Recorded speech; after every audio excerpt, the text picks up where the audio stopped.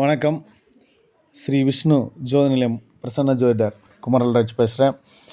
இன்றைய பதிவில் என்ன பார்க்க போகிறோம்னா, கொல்லிமலை வந்து பார்த்திங்கன்னா போக போகிறோம். அந்த கொல்லிமலையில் வந்து பார்த்திங்கன்னா அரப்பளீஸ்வரர் கோயில், அங்கே பெரியண்ணசாமி கோயில், எட்டுக்கையம்மன் கோயிலெலாம் பார்க்க போகிறோம். பாருங்க, நாங்கள் நாமக்கல் வழியாக வந்து பார்த்திங்கன்னா நாமக்கல்லிருந்து சேந்தமங்கலம் அப்படிங்கிற ஒரு பகுதி, சேந்தமங்கலத்து கரவள்ளி அப்படின்னு சொல்லி அங்கேருந்து தான் வந்து பார்த்திங்கன்னா ஹில்ஸு ஸ்டார்ட் ஆகுது. இந்த கொல்லிமலை வந்து பார்த்திங்கன்னா மலை மேலே போகிறப்ப வந்து பார்த்திங்கன்னா 70 ஹேர்பின் பெண்டு, அந்த ரோடெல்லாம் கிளியராக இருந்துச்சு. பாருங்கள், தான் நாங்கள் மேலே வந்துட்டோம். கொல்லிமலை பாருங்கள், அது மூலிகை வனம்னே சொல்லலாம்.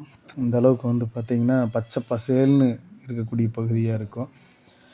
இங்கே கொல்லிமலையில் மேலே வந்தோன்னே வந்து பார்த்திங்கன்னா அரப்பளீஸ்வரர் கோயில், சிவன் கோயில், மிக பழமையான கோயில் அது.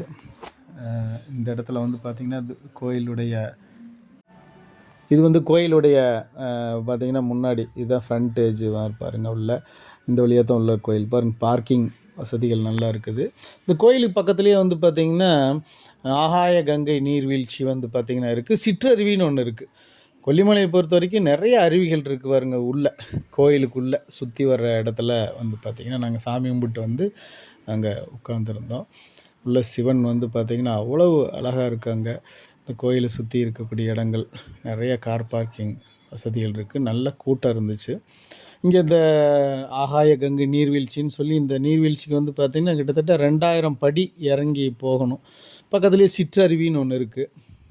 அந்த அருவிகள் வந்து பார்த்திங்கன்னா நிறையா இருக்குது. மாசிலா அருவின்னு இருக்குது, நிறைய அருவிகள் இருக்குது. இது கோயிலுடைய ஃப்ரண்ட்டு வந்து பார்த்திங்கன்னா இதுதான். பார்க்கிங் வசதிகள் நிறையா இருக்குது. சிவன் கோயிலை சுற்றி வந்து பார்த்திங்கன்னா சித்தர்களுடைய சிலைகள் எல்லாமே வச்சுருப்பாங்க. 18 சித்தர்களுடைய சிலைகள் வந்து பார்த்திங்கன்னா கோயிலை சுற்றி இருக்குது.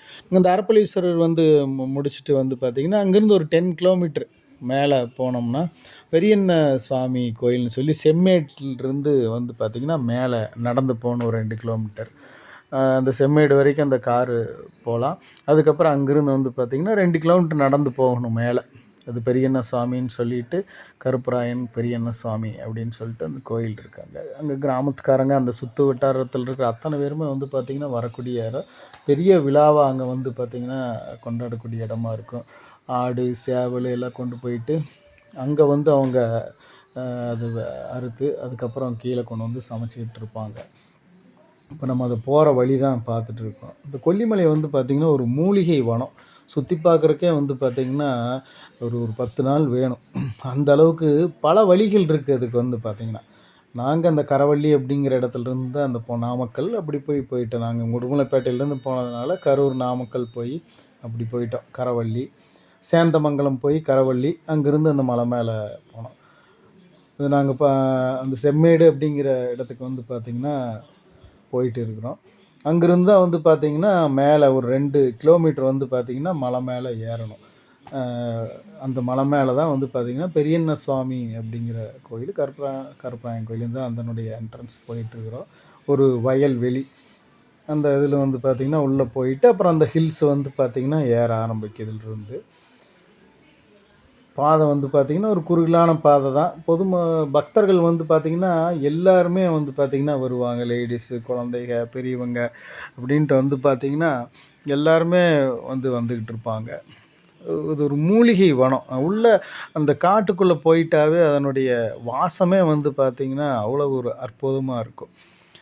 அந்த சிவனை நினச்சிட்டு பெரியண்ண சுவாமி கருப்பராயனை நினச்சிட்டு நம்ம உள்ள போயிட்டுருக்குறோம். நிறையா வந்து பார்த்திங்கன்னா ஆடு சேவலெல்லாம் கொண்டு வருவாங்க. அங்கே அவங்க நேர்த்திக்கடன் பண்ணுறதுக்காக வந்து பார்த்திங்கன்னா மலையில் வருவாங்க. கொஞ்சம் செங்குத்தான பகுதி தான், எல்லாருமே நடந்து போகக்கூடியது தான்.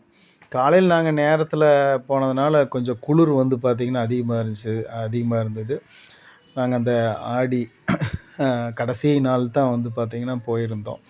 இப்போ கொஞ்சம் குளிர் அதிகமாக இருந்துச்சு நாங்கள் போகிறப்ப. சில நேரங்கள் வெயில் வந்து இருந்துச்சுனாலும் வெயிலும் இருக்கும் அப்படிங்கிறாங்க. நாங்கள் போகிறப்ப குளிர் இருந்தது, அதனால் நடக்கிறதுக்கு வந்து கொஞ்சம் நல்லா இருந்தது.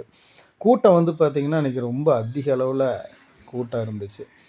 நடப்பாதை வந்து பார்த்திங்கன்னா குறுகலா இருக்கும். வழியெல்லாம் வந்து பார்த்திங்கன்னா குறுமிளகு, சீரகம், வெந்தயம் அந்த மாதிரி வந்து பார்த்திங்கன்னா எல்லாம் வித்துட்ருப்பாங்க.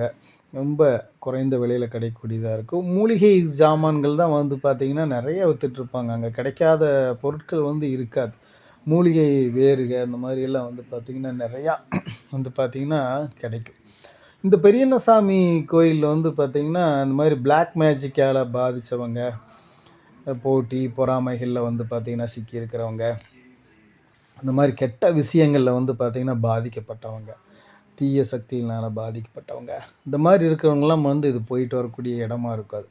அந்த பெரியண்ண சுவாமி, கருப்பசாமி அப்படிங்கிற கோயிலே வந்து பார்த்திங்கன்னா, ஒரு ஒரு டிஃபரெண்ட்டாக இருக்கக்கூடிய ஒரு கோயிலா இருக்கும். மேலே வந்து பார்த்திங்கன்னா, பாதை கொஞ்சம் செங்குத்தாவும் போகும், சமதளமாகவும் இருக்கும். ஒரு மலை மேலே வந்து பார்த்திங்கன்னா ஏறணும். இந்த மலை ஒரு 2 கிலோமீட்டர் அப் அண்ட் டவுன் பார்த்திங்கன்னா ஒரு 4 கிலோமீட்டர் வரும். இந்த மலை மேலே அப்படி ஏறணும், தேதி பாதை மாதிரி போயிட்டே இருக்கும். அதில் இந்த ஒரு மலையை கடந்து உச்சியில் போனவுடனே வந்து பார்த்திங்கன்னா கோயில் வரும். 2 பக்கமே வந்து பார்த்திங்கன்னா பச்சை பசேல்னு தான், கொல்லிமலையே வந்து பார்த்திங்கன்னா பச்சை பசேல்னு உள்ள மலைக்குள்ளே போயிட்டாவே ஒரு தனி வாசம். அதனுடைய இதே வந்து பார்த்திங்கன்னா ஒரு எந்த மலைக்கும் இல்லாத ஒரு சிறப்பு வந்து பார்த்திங்கன்னா இந்த கொல்லிமலைக்கு இருக்கும். இந்த கொல்லிமலை வந்து பார்த்திங்கன்னா ஒரு மூலிகை வனம். இப்போ எல்லா மூலிகைகளுமே வந்து பார்த்திங்கன்னா இந்த கொல்லிமலையில் கிடைக்காத மூலிகைகளே இருக்காது. இப்போ நம்ம நடந்து வர்றப்ப வந்து பார்த்திங்கன்னா அவ்வளோ ஒரு அந்த நம்ம அந்த காற்றை சுவாசிக்கிறப்ப அந்த மூலிகை காற்றை தான் நம்ம வந்து சுவாசிச்சிட்ருப்போம். அந்த அளவுக்கு வந்து ஒரு அற்புதமாக இருக்கும். அந்த பாதைகள்லாம் சின்ன குறுகலான பாதை தான். நிறையா பக்கத்து ஊர்க்காரங்க அங்கே இருக்கிறவங்க எல்லாம் நிறையா வந்து பார்த்திங்கன்னா வர்றாங்க. கரூர், நாமக்கல், சேலம், திருச்சி, சரி எல்லா ஊர்லேருந்து வந்து பார்த்திங்கன்னா நிறைய பக்தர்கள் வந்து வர்றாங்க. அந்த ஆடி கடைசி நாளுங்கிறதுனால நல்ல கூட்டம் வந்து பார்த்திங்கன்னா நிறையா இருந்தது. இந்த மூலிகை வனத்துக்குள்ளே ஒரு போயிட்டு வர்றதே ஒரு பெரிய பாக்கியம் தான். பெரியண்ணசாமி வந்து பார்த்திங்கன்னா இந்த மாதிரி தீய சக்திகள்லேருந்து ஒரு விடுதலை கொடுக்கக்கூடியவராக அந்த இடத்துல இருக்கார். அதே மாதிரி அந்த பிளாக் மேஜிக்கால் பாதிக்கப்பட்டவங்கெல்லாம் அங்கே வந்து போயிட்டு வருது. ஒரு தொழிலில் ஒரு வெற்றி அடைகிறதுக்காக போட்டி, பொறாமைகள் இருந்தெல்லாம் வெளியில் வரக்கூடியது. அதெல்லாம் அதுக்கெல்லாம் வந்து பார்த்திங்கன்னா இந்த ஸ்தலம் வந்து ரொம்ப முக்கியமானதாக இருக்கும். பாருங்கள், மலை மேலே உச்சியில் வந்தாச்சு நம்ம. கோயிலுடைய அந்த முன்னாடி பகுதிக்கு வந்திருக்கிறோம். இது ஒரு பெரிய ஒரு பாறை ஒன்று வரும். இந்த பாறையை வந்து பார்த்திங்கன்னா நம்ம கடக்கணும். மழையெல்லாம் வந்துச்சுன்னா இந்த பாறையிலலாம் வந்து பார்த்திங்கன்னா நடந்து வர்றதெல்லாம் கஷ்டம், வர முடியாது. மழை பேஞ்சாவே வந்து பார்த்திங்கன்னா இந்த இந்த கோயிலுக்கு வந்து வர்றது கஷ்டம்தான். தூறிட்டு இருந்தாலும் கூட நடந்து வர முடியாது. ஏன்னா இந்த பாறையெல்லாம் வந்து பார்த்திங்கன்னா தண்ணி தான் வடியும், அதில் நடக்கவே முடியாது, செங்குத்தாக வரும். மழை இல்லாததுனால நம்ம அதை நடந்து வந்துட்டுருக்கோம். மழை பெஞ்சதுன்னா கட்டாயம் இந்த பாறையில் நம்மளால் நடந்து வர முடியாது. அது ஒரு பெரிய பாறையாக இருக்கும். பெரிய பாறை. அந்த பாறையிலேயே கொஞ்சம் தூரம் வந்து பார்த்திங்கன்னா நம்ம நடந்து மேலே ஏறுற மாதிரி இருக்கும். வெயில் காலம் ரொம்ப வெயிலாக இருந்தாலும் நடந்து வர்றது கொஞ்சம் கஷ்டம்தான். காலையில் நேரத்தில் முடிஞ்ச அளவு போயிட்டு வந்துடுறது நல்லது. அதேமாதிரி ஈவினிங்குமே வந்து பார்த்திங்கன்னா ரொம்ப நேரம் இருட்டுறப்போலாம் அந்த இடத்துல வர்றதெல்லாம் ரொம்ப கஷ்டம். அதனால் பகல்லையே முடிஞ்ச அளவு போயிட்டு வந்துக்கணும். இந்த பாறையை பாருங்கள் எவ்வளோ ஈரமாக அந்த இடத்துல நடந்து போயிட்டுருக்கும். மழையெல்லாம் வந்தால் இந்த இடத்துலையெல்லாம் நம்மளால் வரவே முடியாது. அந்த அளவுக்கு ஒரு ஒரு சிறப்பான அந்த ஸ்தலம் அந்த இடத்துல இருக்குது. பெரியண்ண சுவாமி அந்த கெட்ட இதையெல்லாம் விரட்டக்கூடியவராக அந்த இடத்துல இருப்பார். இங்கே பெரும்பாலும் இந்த நேர்த்திக்கடன் வந்து பண்ணுறதுக்காக நிறையா வந்து பார்த்திங்கன்னா அந்த ஆடு, சேவல் எல்லாம் கொண்டு வந்துக்கிட்டே இருப்பாங்க. அது நிறையா ஒரு ஃபேமிலியாக எல்லோரும் மொத்தமாக வருவாங்க. எல்லா ஊர்லேருந்தும் வர்றாங்க. இந்த பக்கத்தில் இருக்கிற மலைகளுடைய அந்த இதில் தான், அந்த மலைகளுக்கு நடுவில் தான் வந்து பார்த்திங்கன்னா உச்சியில் அவருடைய கோயில் இருக்குது. அங்கே கருப்பண்ணசாமி கோயில். அந்த பெரியண்ணசாமிக்கு வந்து பார்த்திங்கன்னா தனியாக ஒரு ஸ்டோரியே வந்து பார்த்திங்கன்னா அங்கே இருக்குது. அந்த உள்ளே வந்து பார்த்திங்கன்னா கோயில் எல்லாம் மணி வந்து அதிகமாக கட்டி வச்சுருப்பாங்க, யந்திரங்கள் கட்டி வச்சுருப்பாங்க. கயிறு எல்லாம் வந்து பார்த்திங்கன்னா கயிறு கொடுப்பாங்க கோயிலில். அதே மாதிரி யந்திரம் மையெல்லாம் வந்து பார்த்திங்கன்னா தொழில் வளர்ச்சிக்கு இந்த இடைஞ்சல்களெல்லாம் நீங்கிறதுக்கான மைகளெல்லாம் கொடுப்பாங்க. இந்த மாதிரி ஒரு டிஃப்ரெண்ட்டான ஒரு ஸ்தலமாக வந்து பார்த்திங்கன்னா இருக்கும். மற்ற எந்த இடத்துலையுமே இந்த மாதிரிலாம் இருக்காது. அப்போவே வந்து பார்த்திங்கன்னா அந்த மாதிரி அந்த தகடுல எழுதி கட்டி கட்டி விடுறது, அதே மாதிரி மணி கட்டி விடுறது, மை வந்து கொடுக்கறது, அவங்க கயிறு கட்டி விடுவாங்க. அந்த மாதிரி ஒரு டிஃப்ரெண்ட்டாக இருக்கும். மற்ற கோயிலோட இந்த கொல்லிமலையில் இருக்கிற அந்த பெரியண்ணசாமி கோயில் வந்து பார்த்திங்கன்னா ஒரு டிஃப்ரெண்ட்டாக இருக்கும். ஒரு தீய சக்தியில் பாதித்தவங்க, ரொம்ப வந்து பார்த்திங்கன்னா போட்டி பொறாமைகள்னால சிக்கலில் இருக்கிறக்கூடியவங்க, ஒரு பிளாக் மேஜிக்கினால் பாதிக்கப்பட்டவங்க, இந்த மாதிரி இடங்களுக்கு போயிட்டு வர்றப்போ வந்து பார்த்திங்கன்னா பெரிய ஒரு பாக்கியமாக இருக்குது. அதிலிருந்து ரிலீஸ் ஆகிடலாம் இந்த மாதிரி இடங்கள் எல்லாம் போயிட்டு வரப்போ. இந்த மலை உச்சியில் வரும் கோயில் பக்கம் அந்த பாறை கடந்தோடனே கொஞ்சம் தூரம் போகிறப்ப வந்து பார்த்திங்கன்னா பெரியண்ணசாமி வந்துடுவார் மலை உச்சியில். இந்த மூலிகை காற்று வந்து மேலே போக போக அந்த குளிர் காற்றும் அந்த மூலிகை வாசம்தான் வந்து பார்த்திங்கன்னா வீசிக்கிட்டே இருக்கும். அந்த மலைகளினுடைய அந்த பனி மேகமூட்டம் நாங்கள் போகிறப்ப வந்து பார்த்திங்கன்னா மிஸ்ட்டு இறங்கிருச்சு காலையில் நேரத்தில்னால. இந்த மிஸ்ட்டுக்குள்ளேயே தான் பயணிச்சுட்டு இருந்தோம். குளிர் இருந்துக்கிட்டே இருந்தது. பனிமூட்டத்துக்குள்ளேயே தான் நாங்கள் வந்து போயிட்டுருந்தோம். இந்த கோயில் பக்கம் வந்தாச்சு. ஒரு சிறப்பான ஒரு புண்ணிய ஸ்தலம் இது. மலை மேலே ஏறி மக்கள் கூட்டம் வந்து பார்த்திங்கன்னா பக்தர்கள் அதிக அளவில் இருந்தாங்க. க்யூவில் நின்று தான் வந்து பார்த்திங்கன்னா ரொம்ப கூட்டம் அதிகமாக இருந்தது. க்யூ இருந்துச்சு. இந்த மலையினுடைய எண்டு அந்த கோயிலுக்கு வந்தாச்சு. இந்த கோயிலுடைய முன்புறம் இதுதான். இங்கேருந்து அந்த க்யூ பாருங்கள், லைனில் நின்று தான் போகணும். கொஞ்சம் தூரம் இங்கே தான் எல்லாம் ஆடு சேவல் இதெல்லாம் நேர்த்திக்கடன் பண்ணுறது எல்லாமே பண்ணிகிட்ருப்பாங்க. கொஞ்சம் வித்தியாசமான ஒரு ஸ்தலமாக இருக்கும். பெரிய வந்து பார்த்திங்கன்னா அந்த கை கால் வலி இருக்கிறவங்க, ஒரு சித்த பிரம்ம முடிச்ச மாதிரி இருக்கிறவங்க, மாதிரி தீய சக்தியெல்லாம் பாதித்தவங்க, அதே மாதிரி இந்த மாதிரி செய்வனை பில்லி சூனியம் அந்த மாதிரி ஏதாவது பிளாக் மேஜிக்னால் பாதித்தவங்க, அந்த மாதிரி இந்த கோயிலுக்கு வந்துட்டு போகிறப்ப அது வந்து பார்த்திங்கன்னா அதிலிருந்து நீங்கிறதுக்கான வழிகள்லாம் வந்து பார்த்திங்கன்னா கிடைக்கும். ஒரு வித்தியாசமாக இருக்கும். இங்கே மணிகள் வருங்க கட்டி வச்சுருப்பாங்க, எந்திரங்கள் கட்டி வச்சுருப்பாங்க. கோயில் வந்து கோபுரங்களோ எதுவும் இல்லை, கோபுரங்கள் வந்து இருக்காது.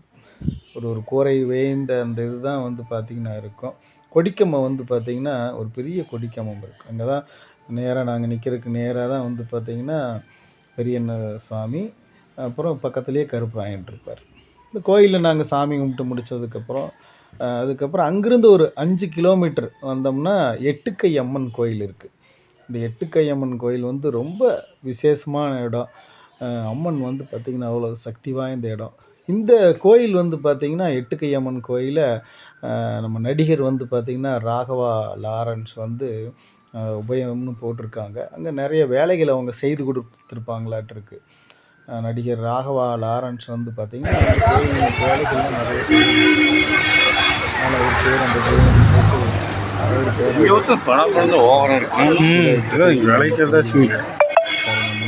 வந்துட்டோம்.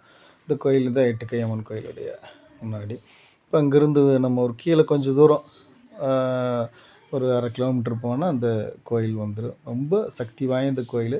இந்த கோயிலில் வந்து பார்த்திங்கன்னா அந்த மாதிரி தான் அங்கே பெரியண்ணசாமி மாதிரி தான் அங்கே ரொம்ப கெட்ட இதனால் பாதித்தவங்க, அதே மாதிரி வீட்டில் யாராவது காணாமல் போயிருந்தாவோ, இந்த கணவன் மனைவியுடைய பிரச்சனை பிரிவினை இருந்தாவோ, இல்லை குடும்பத்தில் ஒரு பிரிவினை இருந்தாலும் கூட இடத்துல வந்துட்டு அந்த துணியெல்லாம் வந்து பார்த்திங்கன்னா அங்கே ஒரு கல்லில் தனியாக இருக்கிற ஒரு இடம் அதை போட்டு வந்தாங்க. அதெல்லாம் திரும்ப சேர்றதுக்காகவும் அந்த ஒரு கடன் நேர்த்திக்கடன் அங்கே இருந்துட்டு இருக்க மாட்டிருக்கு.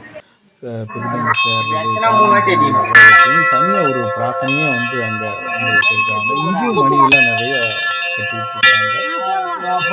எட்டுக்கை அம்மன் கோயிலில் ஒரு இடம் வந்து பார்த்திங்கன்னா இதுதான். இதில் கொஞ்சம் தூரம் போனோடனே அந்த கொஞ்சம் ஒரு 20 படி ஏறினோடனே வந்து பார்த்திங்கன்னா எட்டுக்கை அம்மன் கோயில் இருக்குது. ரொம்ப சக்தி வாய்ந்த கோயில். இங்கேயும் வந்து பார்த்திங்கன்னா அந்த கயிறு மை இதெல்லாம் வந்து பார்த்திங்கன்னா கொடுத்துட்ருப்பாங்க.